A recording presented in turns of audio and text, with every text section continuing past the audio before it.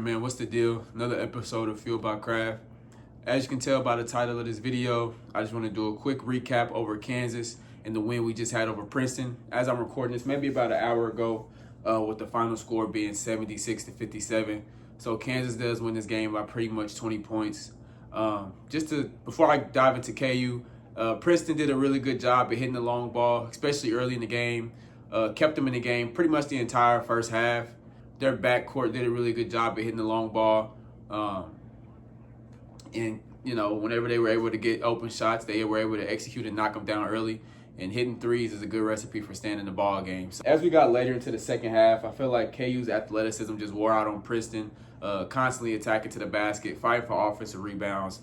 Flory was a handful for them, which I'll get into here in a second. But they were pretty competitive early on, but Kansas did pull away pretty late. To get into the Jayhawks, of what was going on at Allen Fieldhouse, no Darren Peterson for the second game in a row, dealing with a reported hamstring injury. Bill Self came out maybe a day or two ago and said it's nothing serious, nothing to worry about. So I do expect him to be a full go on Tuesday against Duke. I do expect him, you know, if this is a load management thing, you know, obviously he'll be in the games against Syracuse, UConn, played against UNC, BYU, Iowa State. But against teams like Princeton, no knock to them. Not surprised that we didn't see Darren Peterson today. I want to highlight there was a point in the second half where we went on a 15-3 run, and the defense was just smothering Princeton. We were getting out in transition, and I wrote down, I think not the starting lineup, but that lineup consisted of Elmarko Jackson, Bryson Tiller, Trey White, Melvin Council, and JD. So they did a really good job at just making their shots. I think it was at a point in time where KU hit like 6 shots in a row. Constantly forcing turnovers on Princeton. And that's the kind of basketball that I expect this team to see, using their length and athleticism to cause trouble, run these guys off the three-point line, and ultimately send them to Flory, who is, you know, protecting the paint. Coming into this game, KU did lead the Big 12 in blocks and ranked 7th nationally. I mean, that's kind of like our identity defensively, is running these guys off the three and, you know, forcing them to take shots around the rim. And we did a really good job of sticking to that second half. Flory played great today, had a career high in points, 25 points, 10 rebounds. He was all over the place. This game, he really displayed his athleticism, did a really good job, in my opinion, on playing off 2 feet, protecting the rim, and really just offensively being aggressive and attacking the rim. And I hope he keeps that same energy when Darren Peterson get back on the court, because if we get that type of Flory mixed in with a DP, you know, this might be an entirely different KU basketball team, you know, especially in the second half of the season.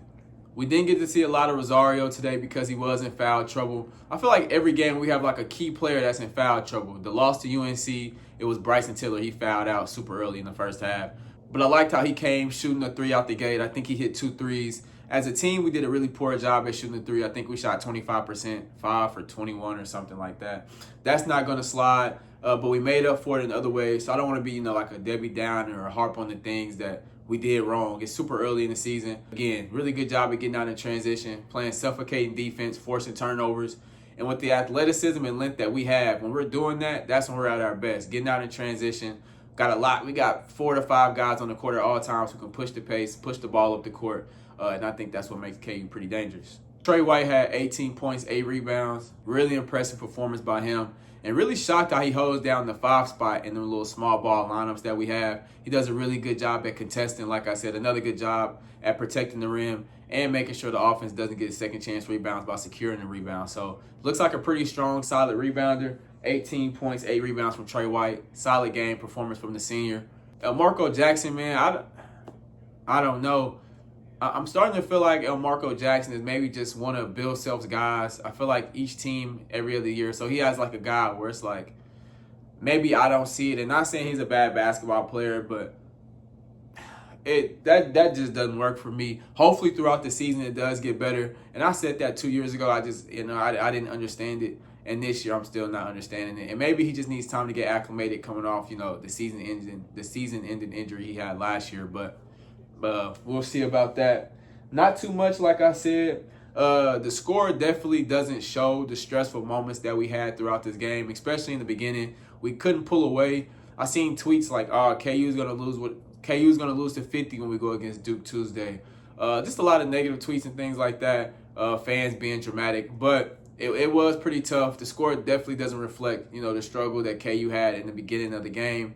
But the most important part is that they were able to figure it out and run away with the lead second half. And without Darren Peterson, we were able to get a 20-point victory over Princeton. So let me know your thoughts about the game, who shined out to you. And we got to get ready to take on a tough Duke team on Tuesday, man. This is Fueled by Craft. Appreciate you guys for listening.